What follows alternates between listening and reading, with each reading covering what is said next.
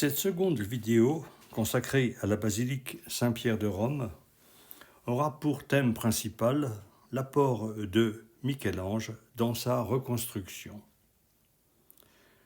Après la mort d'Antonio de San Gallo, le pape Paul III nomma Michel-Ange à la direction du chantier de la basilique Saint-Pierre.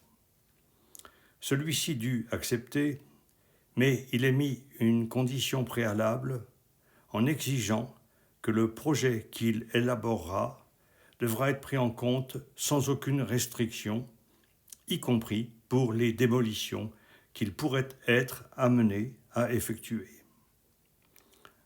Il va de soi, néanmoins, qu'une démolition totale des structures déjà construites n'était pas envisageable, pour au moins deux raisons. D'abord du fait que Michel-Ange était partisan d'un plan à base de croix grecques à la manière de Bramante et que les projets de ses prédécesseurs avaient été conçus dans la même perspective. Ensuite, pour d'évidentes raisons financières. La tâche de Michel-Ange n'était donc pas simple. Il devait donc mettre en œuvre ses propres conceptions architecturales tout en les adaptant aux structures déjà construites. Conserver ce qui devait l'être et innover sans travestir, tel était l'enjeu qui l'attendait. Pour le montrer, je comparerai le plan élaboré par Michel-Ange avec celui façonné par Antonio de San Gallo, architecte qui, rappelons-le, précéda Michel-Ange à la direction du chantier de reconstruction de la basilique Saint-Pierre de 1520 à 1546. Michel-Ange conserva évidemment les 4 hauts piliers et les arcades déjà construites sur lesquelles il était prévu d'ériger le dôme. La construction des écoinçons avait déjà été entreprise par Antonio de San Gallo. Il ne restait donc plus qu'à ériger le tambour et la coupole. De même, Michel-Ange conserva la forme des bras de la croix, terminés par des absides sur 3 côtés. Mais il les renforça considérablement car ils devinrent les murs extérieurs de la basilique. De même, il garda les murs ouest formant la nef construits par San Gallo. Les 4 coupoles latérales furent également conservées par Michel-Ange dans son projet. C'est au niveau du mur extérieur jouxtant les coupoles latérales que se trouve la première originalité de la construction de Michel-Ange. En effet, ces murs extérieurs sont reliés aux murs entourant les absides, formant une enceinte continue caractérisée, comme le montre bien le plan, par une forme sinueuse alternant angles rentrants et saillants. En ce qui concerne les structures prévues par Antonio de San Gallo, que Michel-Ange n'a pas retenues, on trouve en premier lieu l'idée de créer, en avant de la croix grecque, un avant-corps entouré de 2 hauts clochers. De même, il fit démolir aussi les absides extérieures entourant les bras de la croix, ainsi que les salles latérales qui donnaient au plan d'ensemble de San Gallo une emprise globalement carrée. L'influence de Michel-Ange ne se borna cependant pas à recomposer uniquement le plan d'ensemble. Elle est aussi visible au niveau de l'architecture et de l'ornementation des murs, tant extérieurs qu'intérieurs. Pour le montrer, on peut comparer 2 gravures. L'une est reprise de la maquette de San Gallo, que cet architecte dessina pour servir de référence lors des travaux ultérieurs d'édification de la basilique, l'autre étant une anticipation effectuée par Stefano du Perrac de ce qu'aurait dû être la basilique conçue par Michel-Ange si les travaux n'avaient pas été interrompus par sa mort. Antonio de San Gallo avait organisé sa façade latérale selon 3 étages délimités par de fortes corniches. Chaque étage était rythmé par des colonnes ou des pilastres encadrant des fenêtres. La façade latérale, conçue par Michel-Ange, est beaucoup plus imposante et majestueuse du fait qu'elle n'est structurée que par un seul entablement, terminé par une corniche surmontée d'un étage de grenier. Cet entablement est porté par de puissants pilastres à chapiteaux corinthiens. Les intervalles entre les pilastres sont alternativement étroits et larges afin de rompre une symétrie trop rigide et à s'adapter aux rentrants et aux saillants du mur. Les pilastres situés au niveau des intervalles étroits semblent être en avancée. Ils encadrent une hauteur de 3 petites ouvertures. Par contre, les intervalles larges comportent 2 ouvertures, une niche et une fenêtre surmontée de frontons courbes ou triangulaires.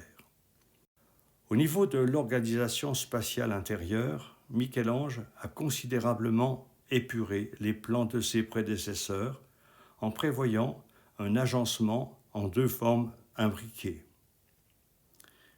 Une forme de croix grecque permettant de créer les 4 éléments nécessaires au culte, chœur, transept et nef, et un déambulatoire carré autour de la coupole. Cet ordonnancement prend tout son sens quand on se souvient qu'à l'ombilique de la basilique, sous la coupole, se trouve la tombe de Saint-Pierre, dont le lieu avait été authentifié à l'époque de Constantin dans la nécropole souterraine. Cette restructuration permet de créer une basilique dans laquelle les espaces paraissent plus unitaires et plus majestueux, et surtout plus harmonieux, comme le montrent les quelques photos qui vont suivre.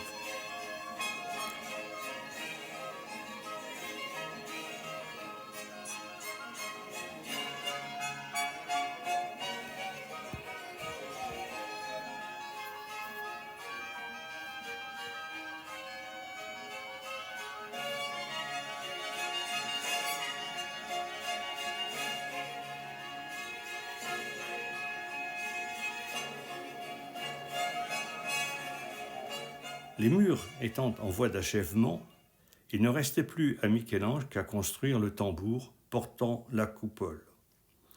Il eut le temps de diriger la construction de ce tambour.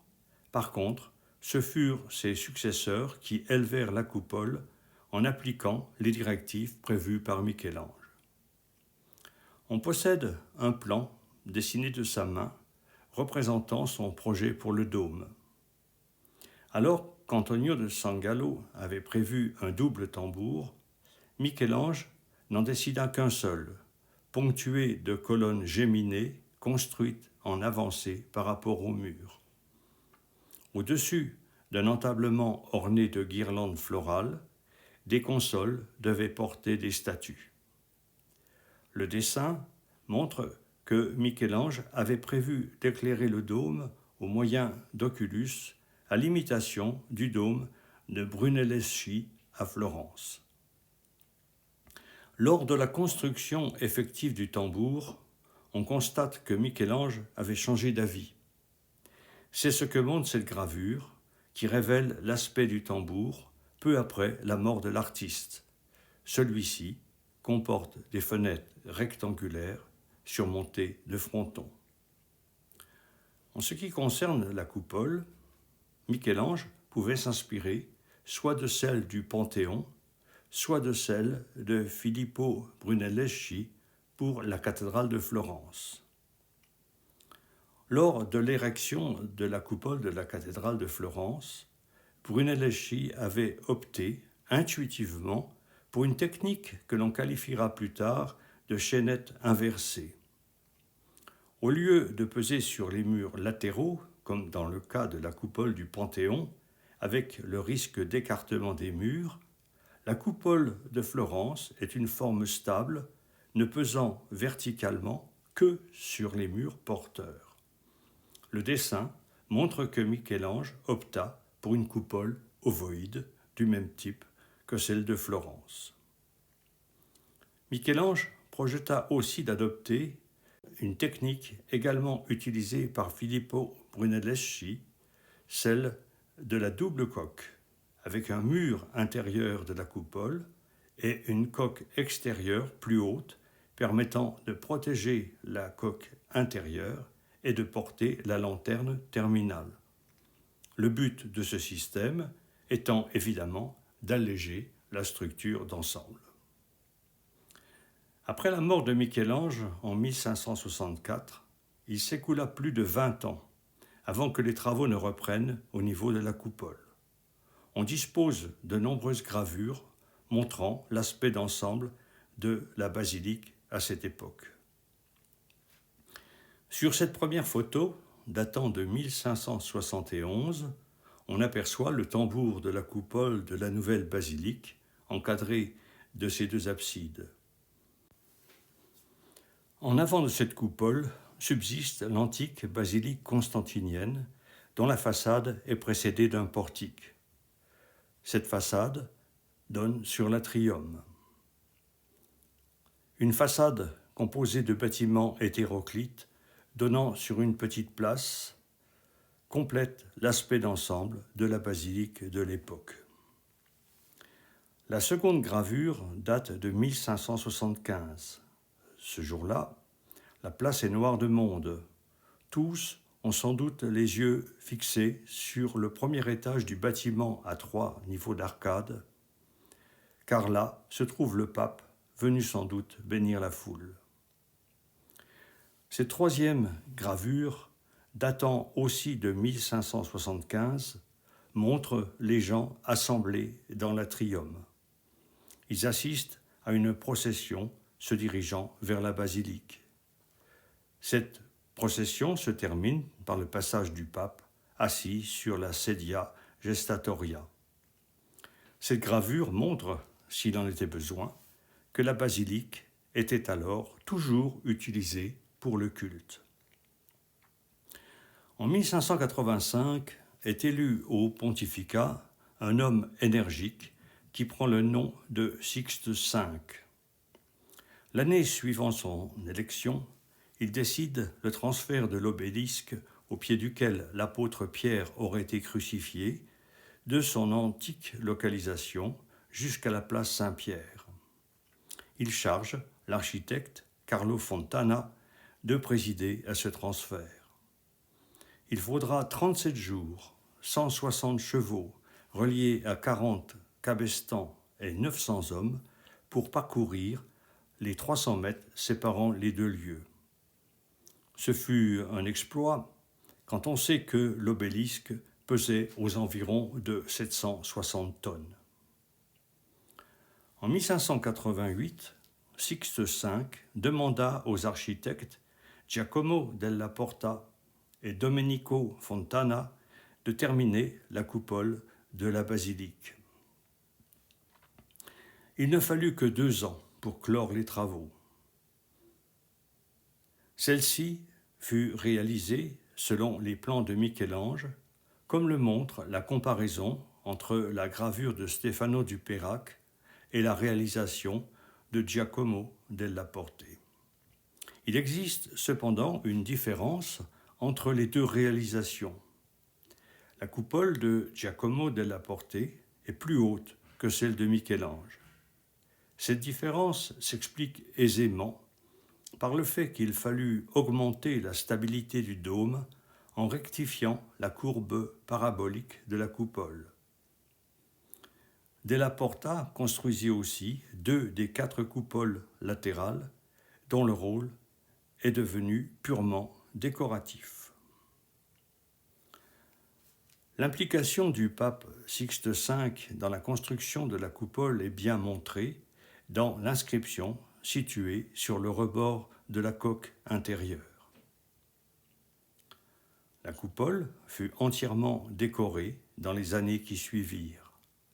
L'espace est divisé selon des bandes bleues pourvues d'étoiles qui correspondent aux contreforts extérieurs. Entre ces bandes bleues est figurée la cour des anges célestes.